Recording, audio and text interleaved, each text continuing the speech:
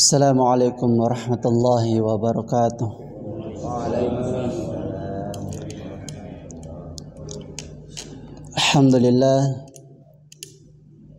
Alhamdulillahilladzi arsala rasulahu bil huda wa dinil haqq liyudhhirahu 'alad dini kullih walau karihal kafirun walau karihal musyrikun walau karihal munafiqun. Asyhadu an la ilaha illallah wahdahu la syarika lah wa asyhadu anna Muhammadan abduhu wa rasuluh. Allahumma salli wa sallim ala nabina Muhammad wa ala alihi wa ashabihi wa man tabi'ahum bi ihsanin ila yaumiddin. Qala ta'ala fi kitabil karim, A'udzu billahi minasy syaithanir rajim. Ya ayyuhalladzina amanu taqullaha haqqa tuqatih wa la tamutunna illa wa antum muslimun. Wa qala Rasulullah sallallahu alaihi wasallam fi kitabil hadits, Innallaha la yanzuru ila suwarikum wa amwalikum walakin yanzuru ila qulubikum wa a'malikum. Amma ba'd. Hadirin jamaah subuh yang insyaallah dirahmati Allah Subhanahu wa taala. Kembali kita panjatkan puji syukur kepada Allah. Alhamdulillah, pada subuh hari ini Allah Subhanahu wa taala telah memberikan nikmatnya kepada kita sekalian berupa nikmat iman, kesehatan dan kesempatan untuk kembali hadir di masjid yang mulia ini untuk melaksanakan salah satu kewajiban kita, yaitu salat subuh secara berjamaah. Dan tentunya ini bukanlah nikmat yang biasa. Bangun dari tempat tidur dalam keadaan nyenyak di subuh hari itu sangatlah berat dan tidak semua orang bisa melakukannya. Ini salah satu karunia dari Allah Subhanahu wa taala yang paling besar. Dan salah satu kesyukuran kita juga adalah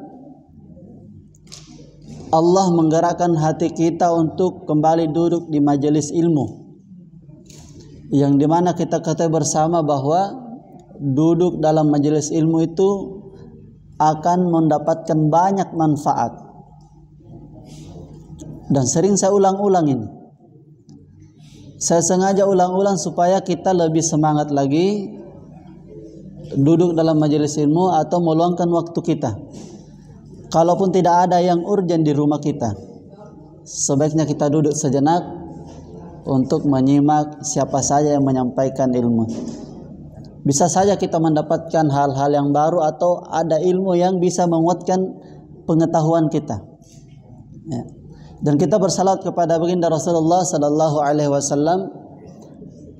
Beliau diutus oleh Allah Subhanahu wa taala sebagai uswatun hasanah, sebagai contoh, sebagai tauladan terbaik kita. Dan kita yakini bahwa tak satu pun manusia yang terbaik selain Rasulullah sallallahu alaihi wasallam. Hadir yang insyaallah dirahmati Allah Subhanahu wa taala. Allah telah menyampaikan dalam Al-Qur'an surah At-Tin ayat 4 bahwa laqad khalaqnal insana fi ahsani taqwim. Bahwa Allah itu menciptakan manusia dengan sebaik-baiknya bentuk. Diciptakan dengan ciptaan yang terbaik dari makhluk lainnya. Kenapa malaikat tidak dikatakan makhluk yang terbaik, padahal dia hanya melakukan ketaatan kepada Allah tanpa ada maksiat? Begitupun dengan hewan. Kenapa manusia dikatakan makhluk yang diciptakan yang sebaik-baiknya, padahal tempatnya lah maksiat? Manusia paling sering melakukan kemaksiatan, kerusakan, kekacauan, bahkan menantang perintah-perintah Allah. Tapi masih saja dikatakan makhluk yang paling terbaik. Karena ada beberapa potensi yang dimiliki manusia, potensi yang paling mendasar yang tidak dimiliki oleh makhluk lainnya. Ya. Potensi yang pertama dimiliki manusia yang tidak dimiliki oleh makhluk lainnya adalah potensi fisik. Ya. Fisik kita diciptakan oleh Allah Subhanahu wa taala dengan sempurna. Dengan fisik kita bisa melakukan banyak hal. Bisa melakukan amalan-amalan, perbuatan-perbuatan baik lainnya. Kalau hewan tidak, dia hanya melakukan apa yang diinginkan, apa yang dibutuhkan oleh tubuhnya, apa yang dibutuhkan oleh dirinya pada saat itu. Sedangkan manusia bisa digunakan fisiknya untuk mempersiapkan apa yang dibutuhkan di masa yang akan datang. Jadi banyak sekali perbedaannya.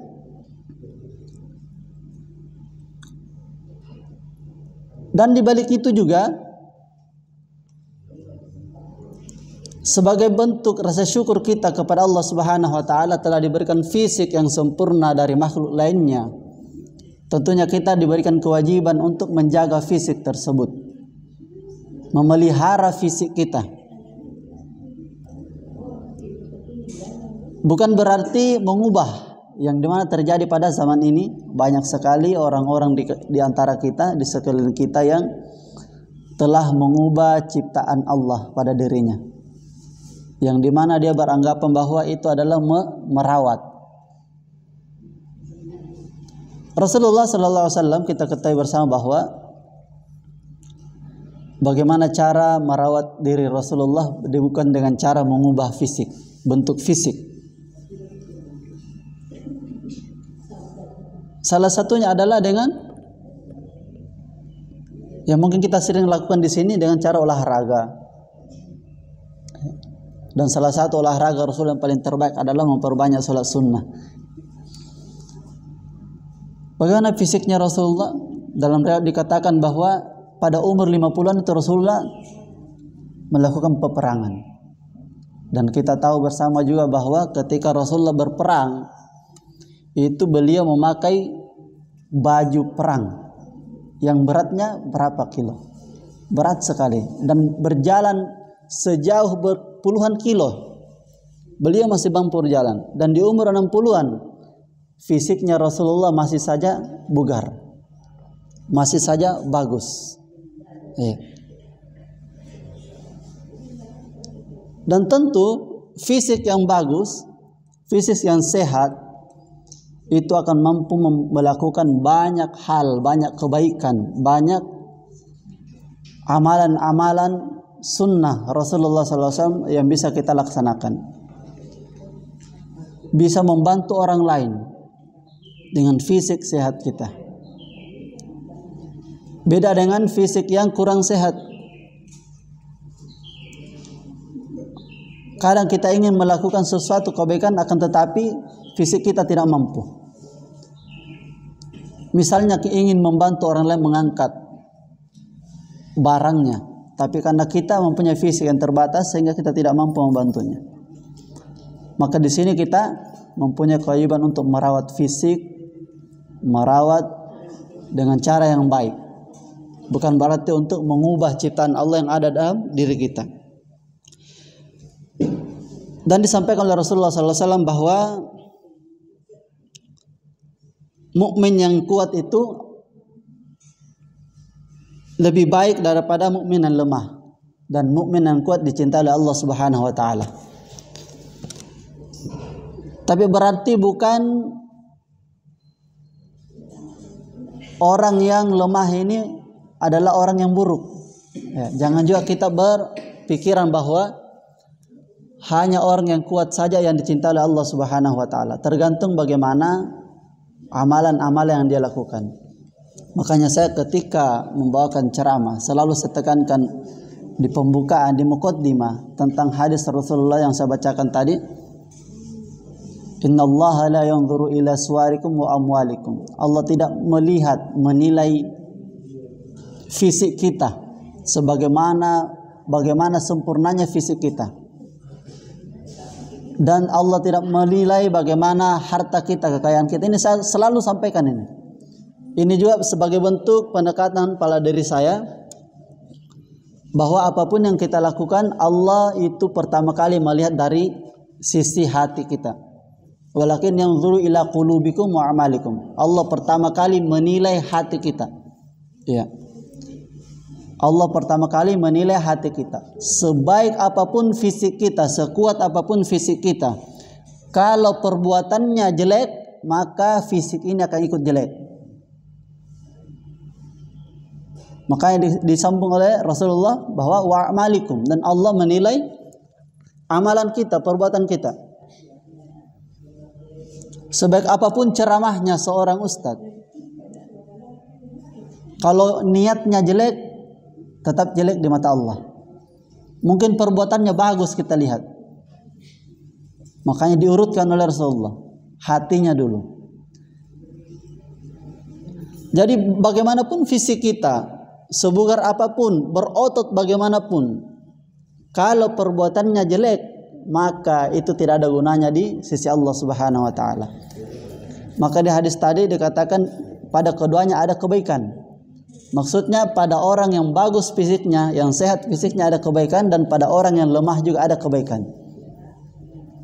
Karena pasti ada kebaikan-kebaikan yang dia lakukan. Ya. Hadirin yang masuk insyaallah dirahmati oleh Allah Subhanahu wa taala. Dan potensi yang kedua yang paling mendasar pada diri manusia sehingga dia berbeda dengan makhluk lainnya adalah akal. Ya. Manusia dibekali akal, sehingga dia mampu berpikir, dia mampu mengetahui mana yang hak dan mana yang batil. Dengan akalnya dia mampu memikirkan sesuatu yang akan dia lakukan di masa yang akan datang. Perbedaannya dengan hewan, dia tidak dibekali akal yang sempurna seperti manusia. Dia hanya memikirkan apa yang ada di hadapannya, apa yang dia inginkan. Sedangkan manusia bisa merancang, bisa memikirkan, bisa merencanakan sesuatu yang dia inginkan di masa yang akan datang.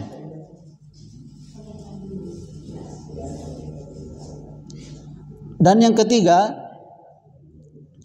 yang paling mendasar pada potensi manusia yang berbeda dengan makhluk lainnya adalah hati. Dengan hati ini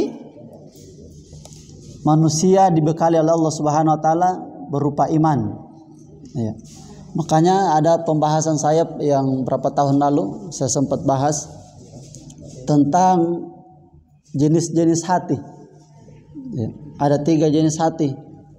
Yang pertama, qalbun salim atau sahih, hati yang sehat. Ketika hati manusia sehat, maka semua ikut sehat.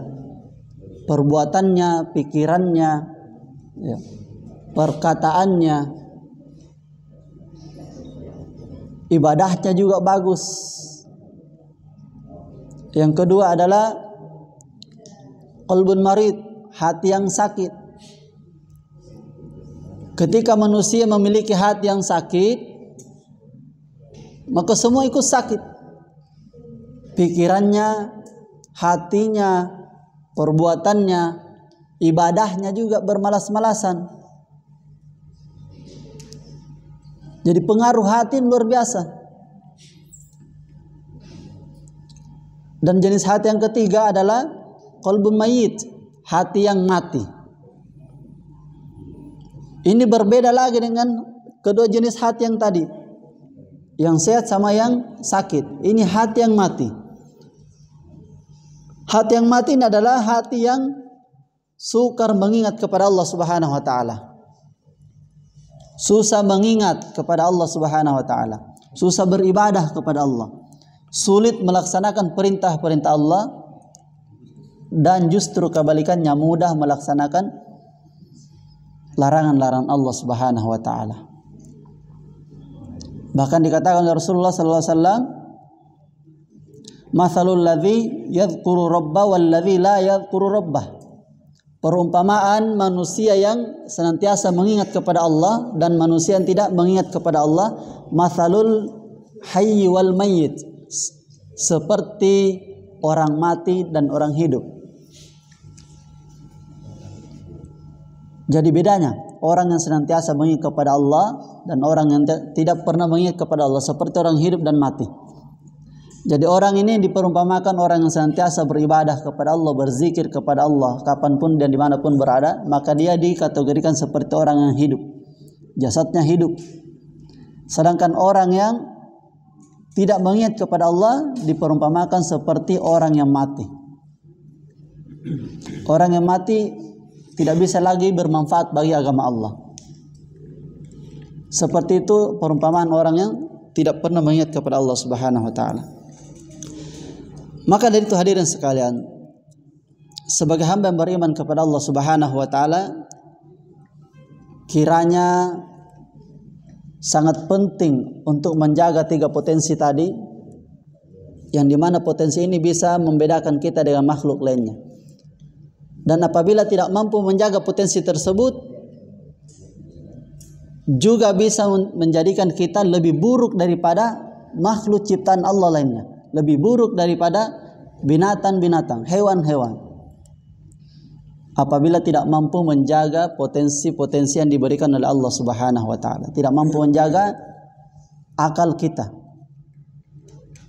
Maka jangan heran ketika ada manusia yang melakukan sesuatu di luar perintah Allah,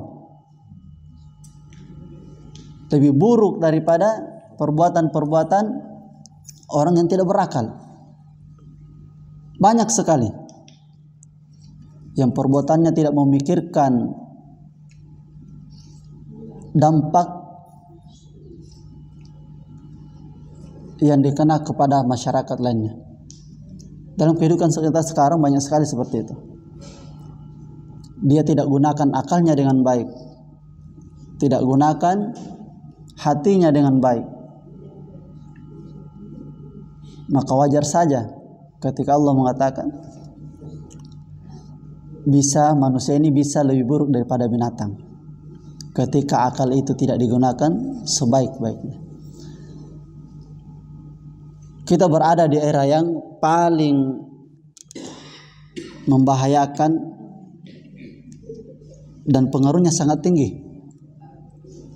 Dan tentunya kita hanya bisa mohon kepada Allah agar senantiasa bisa berada dalam lindungan Allah Subhanahu wa taala, bisa terbebas daripada pengaruh-pengaruh yang ada di sekeliling kita.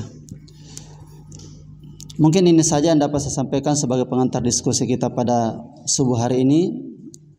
Mudah-mudahan bisa kita lanjutkan di ruang diskusi sebentar.